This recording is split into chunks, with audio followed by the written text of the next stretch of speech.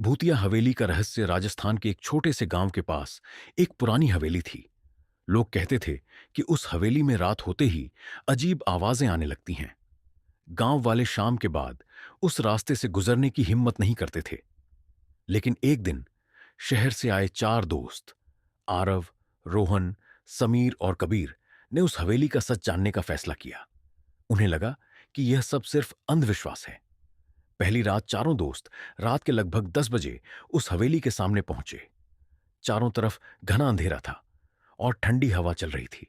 जैसे ही उन्होंने हवेली का दरवाजा खोला, चर्र, दरवाजे की आवाज पूरे सन्नाटे में गूंज गई। अंदर सब कुछ धूल से भरा था। पुरानी तस्वीरें दीवारों पर टंगी थीं और टूटी हुई खिड़कियों से हवा की सीटी जैसी आवाज आ रही थी। तभी अचानक ऊपर की मंजिल से किसी के चलने की आवाज आई। टप, टप, टप। चारों दोस्त एक दूसरे की तरफ देखने लगे। रोहन बोला, शायद कोई जानवर होगा।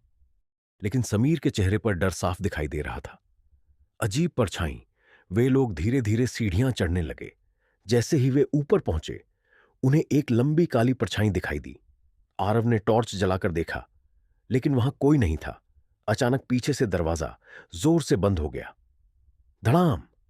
अब चारों दोस्त सच में डर गए थे। रहस्यमयी कमरा, ऊपर एक कमरा था जिसका दरवाजा आधा खुला हुआ था।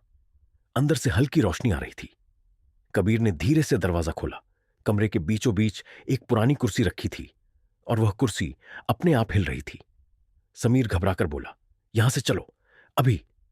लेकिन तभी उन्हें एक फुसफुसाहट सुनाई दी। क्यों आए हो यहां? चारों दोस्तों की रूह कांप गई। हवेली का राज अचानक दीवार पर टंगी एक पुरानी तस्वीर गिर गई। उसके पीछे एक छिपा हुआ दरवाजा था। जब उन्होंने वह दरवाजा खोला तो अंदर एक तहखाना था। तहखाने में बहुत पुरानी चीजें रखी थीं और बीच में एक लकड़ी का ताबूत रखा था। ताबूत के ऊपर लिखा था, जो भी इसे खोलेगा वह कभी वापस नहीं जाएगा। लेकिन जिज्ञासा में उन्होंने ताबूत खोल दिया। असली डर। जैसे ही ताबूत खुला, अंदर कुछ भी नहीं था। लेकिन अचानक पूरी हवेली हिलने लगी। चारों तरफ से डरावनी हंसी गूंजने लगी।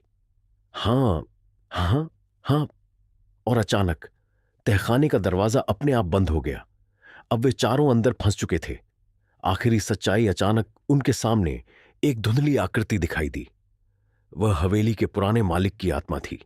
उसने कहा, सालों पहले मुझे धोखे से मारकर यहीं दफना दिया गया था और तब से मैं इस हवेली में भटक रहा हूं।